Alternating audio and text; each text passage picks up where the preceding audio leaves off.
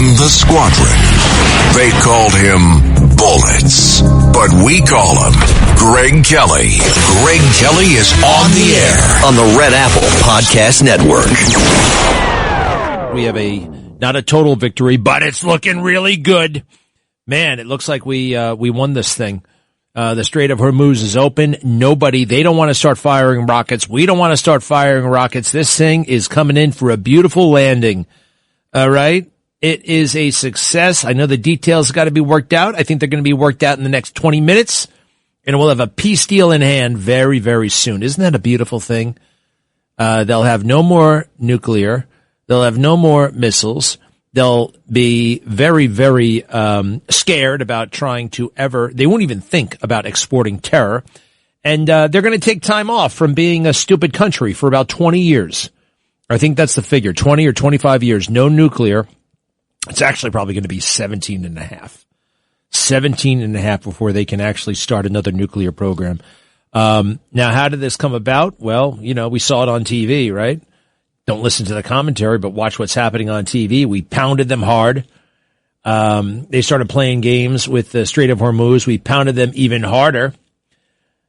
And then they kind of said, Uncle, a ceasefire was negotiated. Then they went a little bit crazy with the Strait of Hormuz. We wouldn't even, okay, you want to do that? We took over the Strait of Hormuz and we said nothing comes in or out of Iranian ports. A blockade, not of the Strait, but of the blockade of the ports in Iran along the Arabian Gulf. And they couldn't get anything and they couldn't send anything out. And the big thing they send out is oil to China. And guess who got nervous about all this and pretty annoyed? China. China started leaning on Iran. Hey, smarten up. Let's bring this thing home. All right? Yeah, you proved your point. Not really. We need the oil. You guys need money.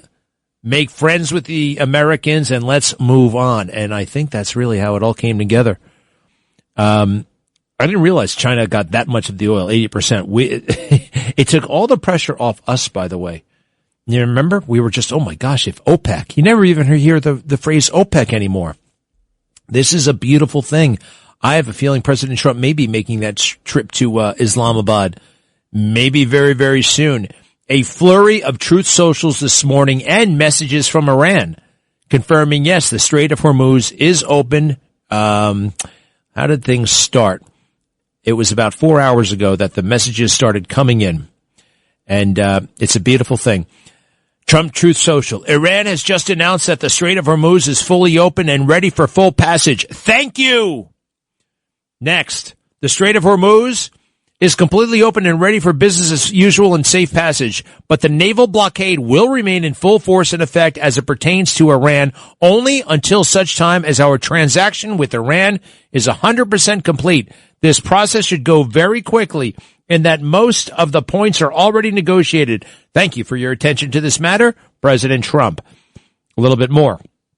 The USA will get all nuclear dust created by our great B-2 bombers. No money will exchange hands in any way, shape, or form. Their deal is in no way subject to Lebanon either. But the USA will separately work with Lebanon and deal with the Hezbollah situation in an appropriate manner. Israel will not be bombing Lebanon any longer. They are prohibited from doing so by the USA. Enough is enough. Thank you. Next message. Now that the Strait of Hormuz situation is over, I received a call from NATO asking if we would need some help. I told them to stay away unless they just want to load up their ships with oil.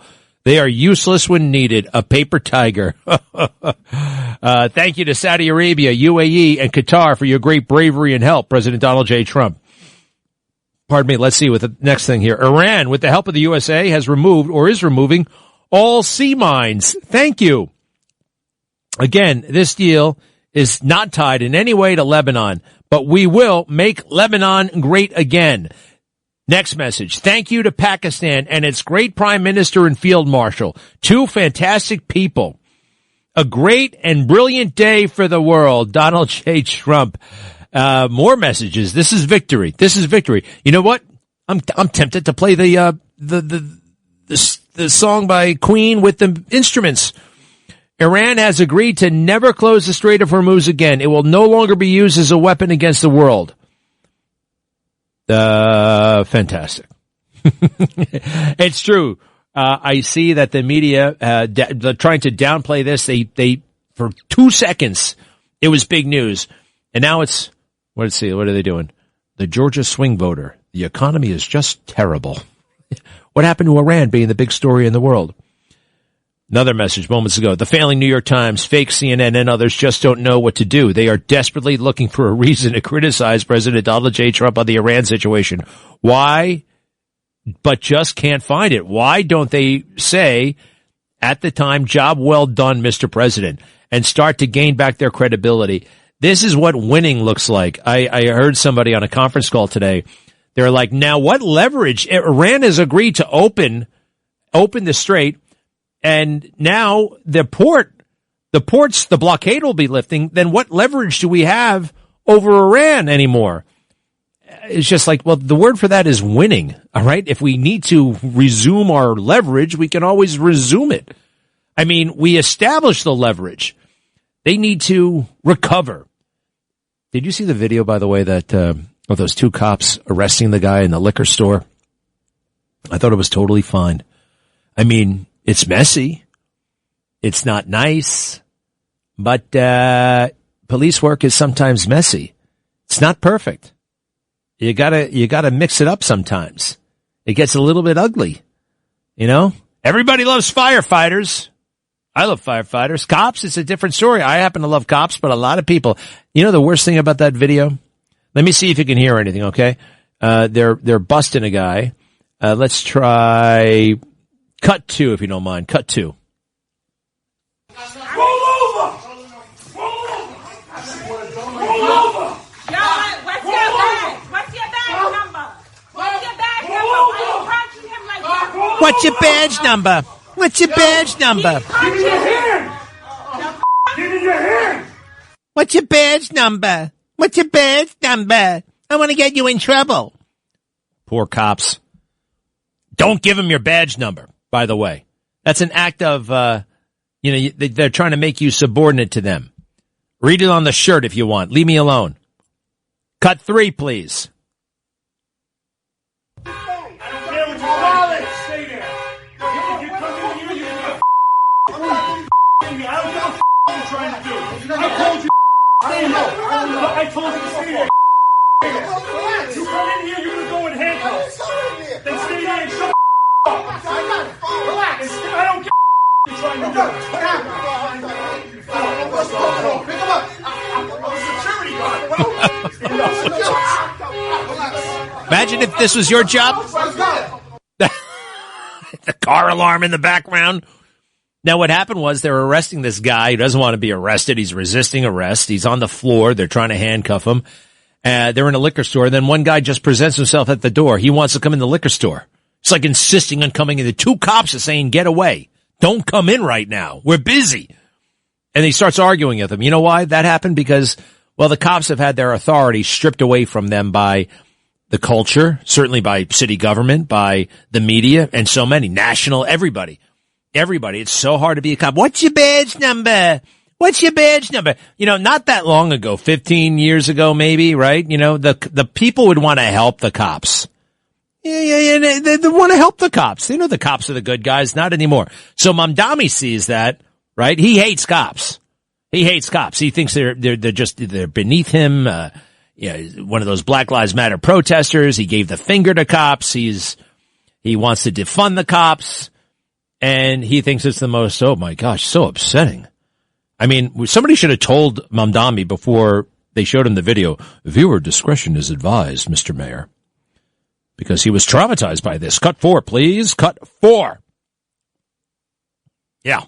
I've shared my thoughts on the fact that it is not only incredibly disturbing, but also unacceptable. And that investigation, as it continues, these two detectives have been placed on modified duty. Incredibly disturbing and unacceptable. You know, he used to say unacceptable a lot. De Blasio. That's unacceptable. That's unacceptable. He said incredibly disturbing, like he never should. Totally. One more time there. boy mayor? What is it? One more time. I've shared my thoughts on the fact that it is not only incredibly disturbing, but also unacceptable. And that investigation, as it continues, these two detectives have been placed on modified duty. You never see somebody get his ass kicked a little bit? I mean, what was so incredibly disturbing? It's law enforcement. Underline the force. You got to use it sometimes. And, you know, look, what did you want those guys to do? Shoot him? No. What did you want them to do? Club him? No.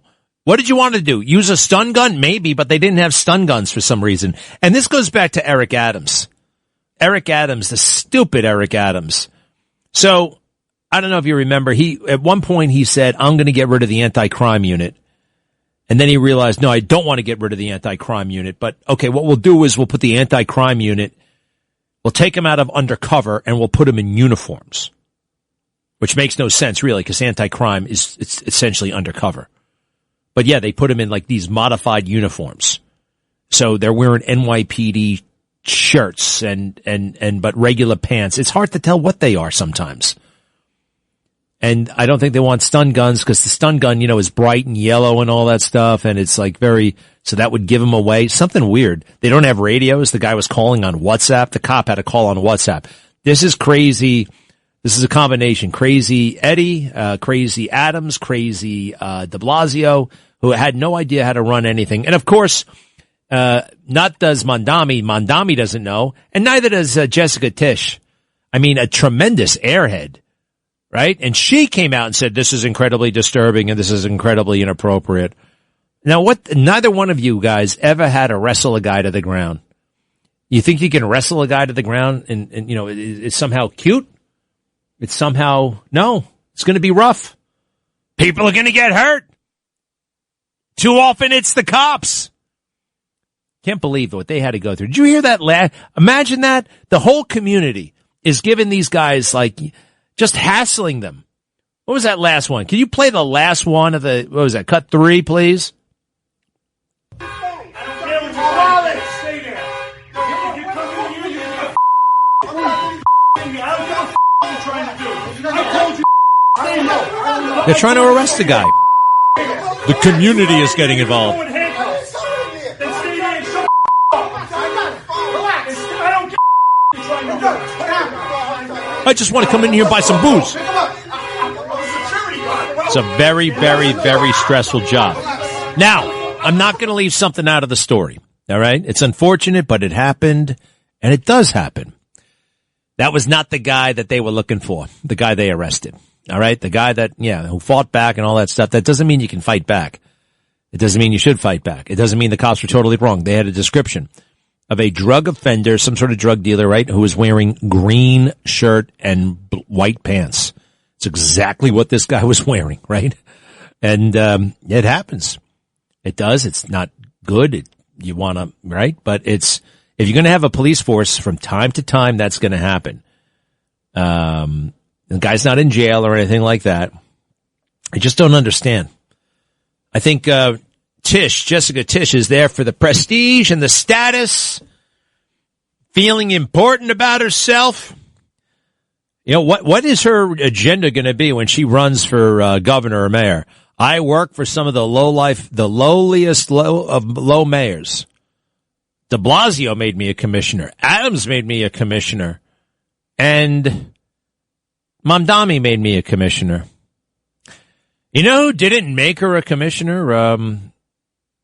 Mayor Bloomberg and Ray Kelly. She had a job, but she wasn't, I don't think she was a deputy commissioner. She was an assistant of some kind. You know? All right. I want to just circle back. Remember that Jen Psaki? All these press secretaries get these jobs. They get these jobs on the fake news. She's got her own show now. That person who... Let's go through a little bit of a summary of Iran one more time. As Spicer says, this was not Iran capitulating. This was the arm of China telling Iran, knock it off. Open that thing up. Yes, China buys 80% of Iran's oil. And when Trump imposed the blockade, he wasn't just squeezing Iran. He was forcing China to pressure its own client into submission. Now, other than that, Gosh, he's got such a common sense view of the world. And also that 5D chess thing, you know, whether he's fighting Iran or the Pope. The Pope stuff was great. Cut 10, please. Cut 10. Yeah. President put out a statement saying the Pope isn't merely exercising his opinion, he's preaching the gospel. And what do you say to people that do this? Well, I want him to preach the gospel. I'm all about the gospel. But I also know that you cannot let a certain country, which is a very mean-spirited country, have a nuclear weapon. If they did, they would use it, and I think they'd use it quickly, and they would kill many millions of people. So, you know, the Pope could disagree with me on that, but certainly we're allowed to have that. I'm all about the gospel. I'm about it as much as anybody can be. If only the Pope were, too. Well done, Mr. President. Oh, boy. Greg Kelly on the Red Apple Podcast Network. Greg Kelly on the Red Apple Podcast Network. Hey, Hochul, if somebody wants to buy a bungalow somewhere, you're going to tax them again? Everybody's already getting taxed. Mamdani meeting with Hochul in Albany after governor pitches tax on second homes. How many homes does she have? She has a pied-à-terre in the city. She's got a place in Albany, a mansion. She's got a place in Buffalo. I wish she'd go back there. The buck-tooth bimbo from Buffalo.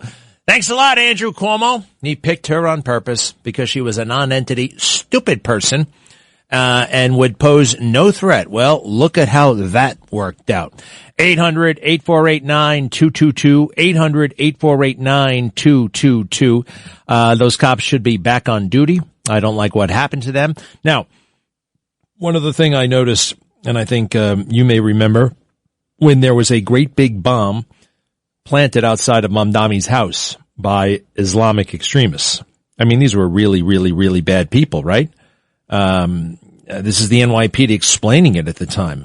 Listen to what these guys were all about. Cut 6, please. Cut 6. This is very much in keeping with a trend that we are seeing among ISIS-inspired adherents, both in the country as well as throughout the West. Younger and younger individuals who are radicalizing and mobilizing to violence. And this is taking place against the backdrop of social media, the dynamics of online culture.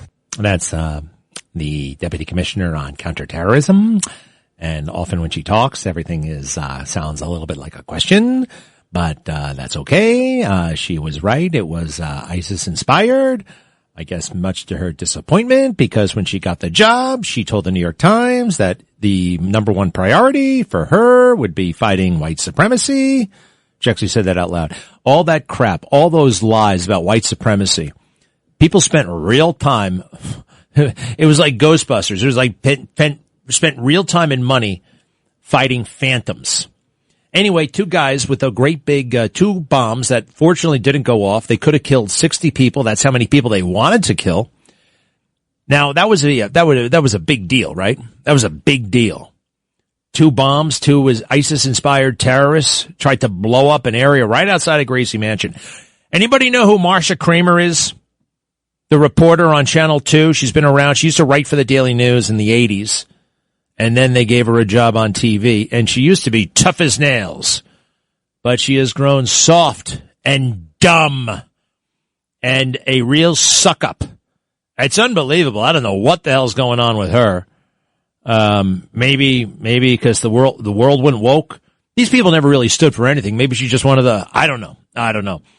But you know and I know that there was a bomb outside of his house. Listen to how she frames it and how she allows Mamdani to talk about it. You know, there was a protest there that day outside of Mamdani's house, right? And there were guys who are concerned about the Islamification of America. I'm one of those people. The guy leading the protest is a nut job by the name of Jake Lang, who I do not like. He's a former January 6er. I've interviewed him a couple of times. Every time I talk to the guy, he was always just an attitude, right? Spoiled brat, weirdo. I actually think he might be a Fed.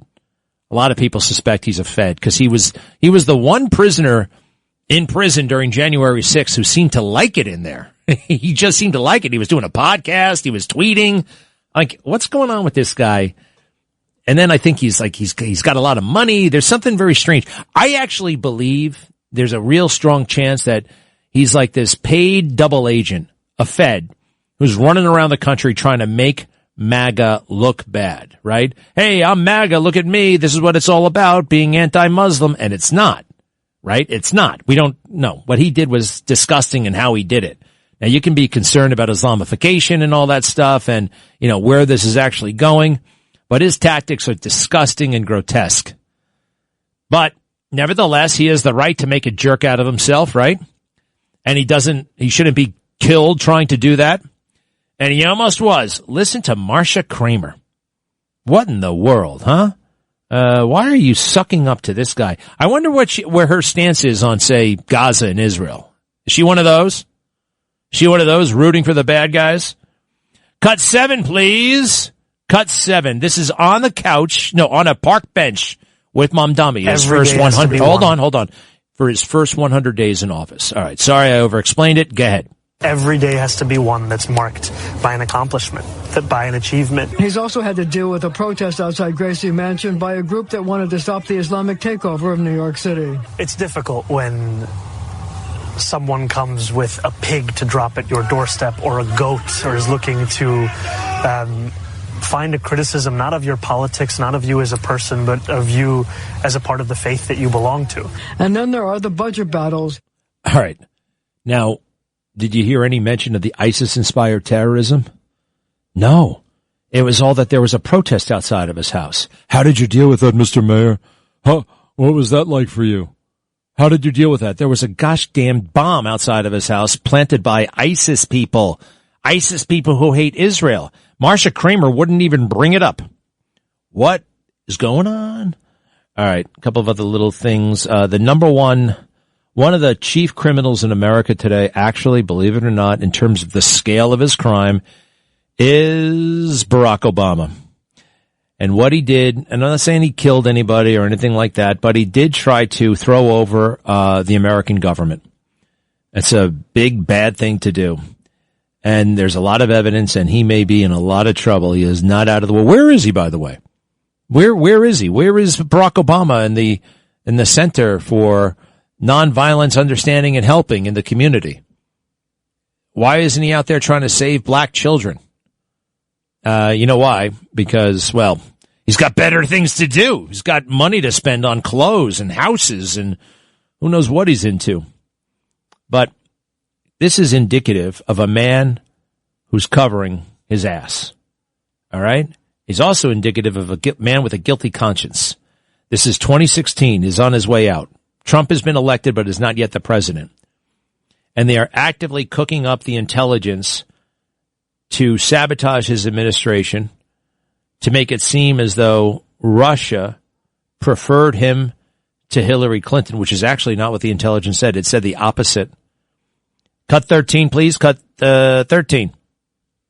Every intelligence agency in the federal government arrived at a consensus that the Russians had hacked the DNC, and the information that was now being released was as a consequence of a decision by Russian intelligence and Russian officials at the highest levels. So what the CIA is now assessing, which was it was done purposefully to tilt the election. So he goes on for a while, but he says to tilt the election for one candidate or another, and it was obviously for President Trump. Now that is not obvious. That's the way they're pushing the intelligence. He realizes he went too far. The interviewer leaves the room. He calls the interviewer back. He sits down again. And does this sound like clarification or just getting something in for the record to cover his own ass? Cut 13. Shoot. Cut 12. Give me the next one then. What the Russian hack had done was create more problems for the Clinton the Clinton campaign than it had for the Trump campaign. I think you're stopping short of endorsing the CIA conclusion that the hack was designed to help Donald Trump as opposed to some other objective. Well, I think the point I'm making is that right now what you've had are CIA leaks, not an official document. And I think it's important for the process of various agencies comparing notes and thinking about these assessments. I know it's dull. I know it's tedious. But that is smoking gun proof right there. Okay? He had his thumb on the scale. They were cooking the books, the intelligence, to tarnish President Trump, to stigmatize him, to set the groundwork for removal from office under a false premise that Russia preferred Donald Trump to Hillary Clinton. Well, that's true. No, it's not. No, it is not. You know who they preferred? They preferred Hillary Clinton. Why did they prefer Hillary Clinton? They knew Hillary. They had a mountain of intelligence on Hillary. They had been keeping an eye on her for decades. As the spouse of the President of the United States, you spy on the president of your adversary. Even all the way back to when she was the First Lady of Arkansas. Soviet intelligence back then had targeted them. That's what you do. All intelligence agencies do that. They had a mountain of data, a big dossier. On Trump, they had basically nothing because, let's face it, they didn't see him as a potential president, and they also didn't think he was going to win. They didn't think he was going to win. So they were getting ready for a Hillary Clinton presidency. And when it didn't happen, it threw them for a loop. The other thing is, they always do this. Every election, these guys lied. Clapper, Comey, Page. And they might, they're counting on this being very, very esoteric, very, very hard to understand, very, very nuanced, right? And it is. And you got to spend a lot of time going through very boring documents for that one aha gem. And it shows their guilt. And then you realize, they're going to have to present all this to a jury. And their head's going to be spinning. But I talked to Joe DeGeneva and he said, hey, they can boil it down for a jury. They're very, very good at that. Good prosecutors are good at that.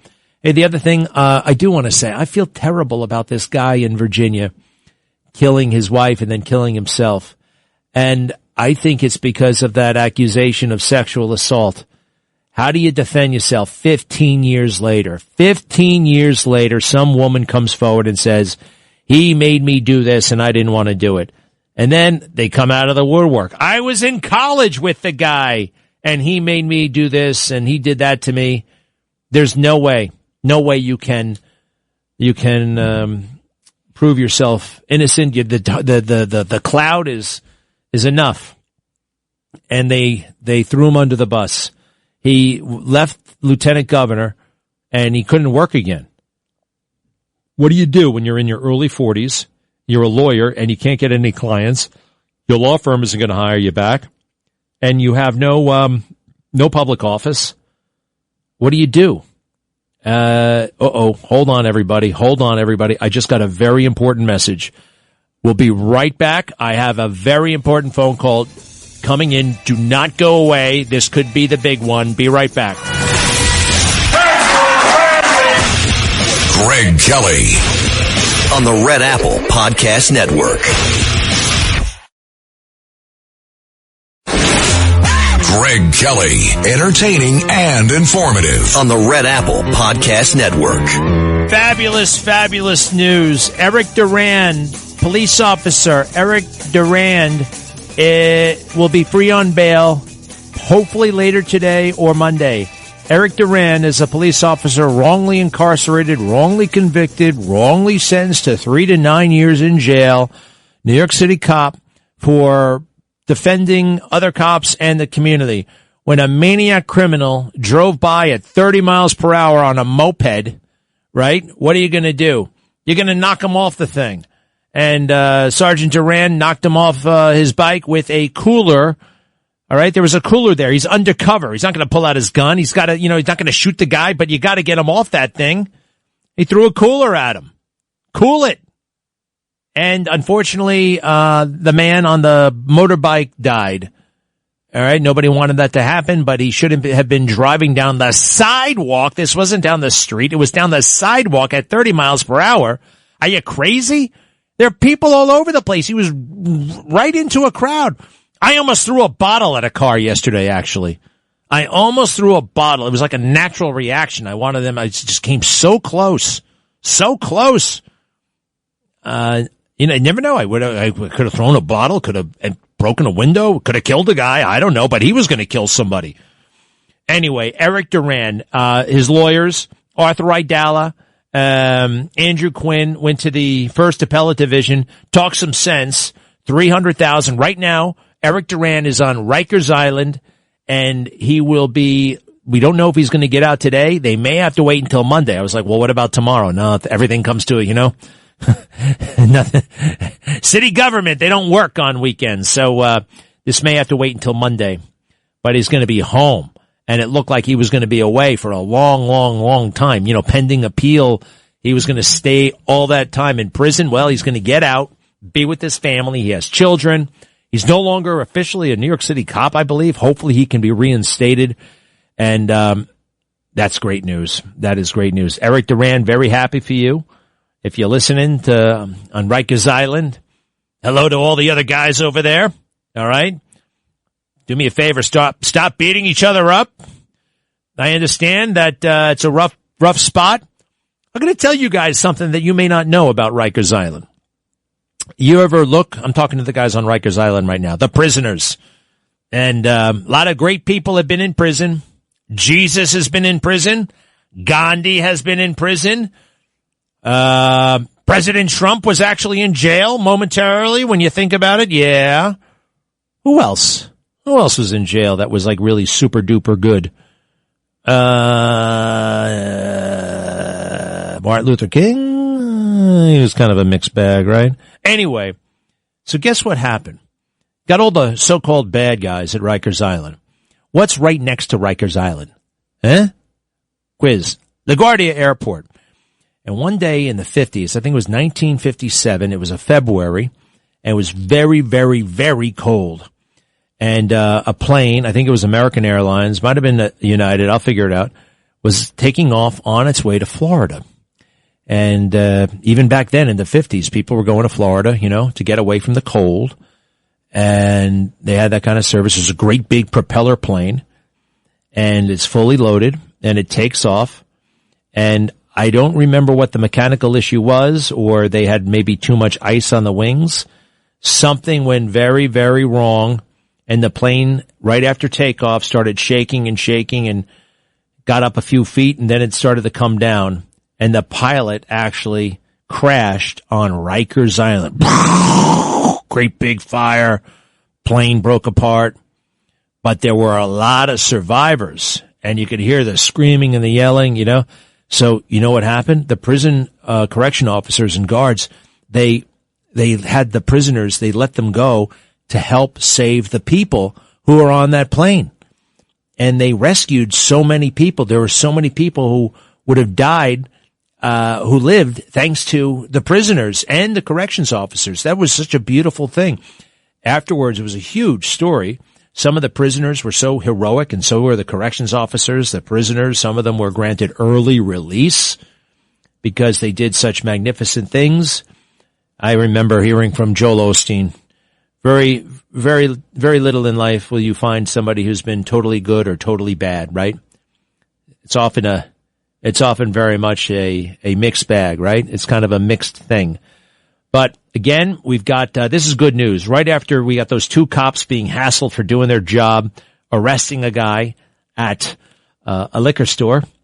All right. It wasn't the cleanest arrest. It wasn't the best arrest, but it was an arrest. Sometimes there are bumps and scrapes and, bloody noses and things like that, and punches. Yeah, the cops punched the guy a couple of times.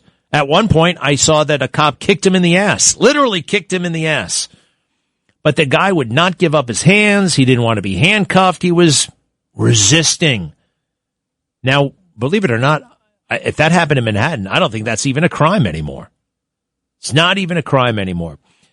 Breaking news. Eric Duran, former police officer, wrongly fired, wrongly convicted, wrongly sentenced to 3 to 9 years just last week, has been granted $300,000 bail and should be out later today or Monday pending appeal. Great job. Great job by the lawyers. We're happy for Eric Duran, his family, and his supporters in the NYPD, which actually, I wonder, I don't know if the Commissioner Tisch, definitely not up to the job.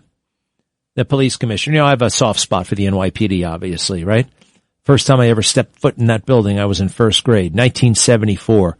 I was there to see my dad get promoted to lieutenant. I was the proudest little boy. I really was. I couldn't believe it. I just thought that place, I still have very warm feelings whenever I see that building. I always remember going to see my dad get promoted. And guess what? He got promoted a lot. 1974, he made lieutenant. I remember going back when he made captain in 1980. I remember when he made deputy inspector in 1984, inspector in 1985, chief in 1987, assistant chief in 1988, first deputy commissioner in 1990, police commissioner in 1992. And I was there for each and every one of them. And I was always so proud and kind of in awe of all the cops and the history and the building and the rest. Since my dad left that job in 2014, he was police commissioner for 12 years. I think there have been 12 commissioners. There have been 12 commissioners in the past 14 years, 12 years. Isn't that crazy? It's insane. The turnover has been absolutely out of control. And quite frankly, the people who've held that job for the most part, totally not up to the job. And it breaks my heart a little bit. And now they have somebody who sees some pushing and shoving on social media and doesn't back the cops. It throws them under the bus. A person who couldn't ever affect her own arrest or his own arrest, Mamdani. You ever see that pipsqueak? I think he weighs about 140 pounds. He's a wimp. I noticed something also. He's not the only millennial who's super duper skinny. What is up with all these skinny guys? I mean, everybody is like, they're taller and slimmer. The younger people are taller and slimmer. I actually asked AI, what the hell is going on with this? And he said, number one, you're not imagining it. It's a real thing. So a couple of things. Nutrition and diet have improved over the past several decades. There's that, right? So people know to keep themselves thin. That's better. The other thing is with Instagram, everybody is looks obsessed. And so they really work at it, right? They want to stay slim. They want clothes to look well on them. And for the young people, what you look like is, I remember in high school, we had like 2 or 3 like superior looking people, right? Oh, wow, that's the pretty person. And everybody else was, everybody else. And nobody got too worked up about it. But now it's all about looks. Okay, more breaking news. Trump just told Axios that a deal with Iran is expected in a day or two. I feel great. I didn't waver. I didn't panic when somebody tried to tell me this is a turning point. This is a Walter Cronkite moment. The war can't be won. How can they win this war? Wow. A deal expected in a day or two. Strait of Hormuz is open and, it could be finalized and President Trump could go to Islamabad this weekend. That's huge. Hey, can we have some, We Are the Champions Acapulco style again? Sorry, Lou. Yikes. Lou just threw up his hands and rolled his eyes. I thought you liked that song. I thought you liked it. No? Please? No? Wait. All right, never mind. It's okay, we'll play it later. 800-848-9222. 800-848-9222. I'll do it. I paid my dues. Time after time. I gave you fame and fortune, everything that goes with it. I thank you all. But it's been no bed of roses. No pleasure cruise.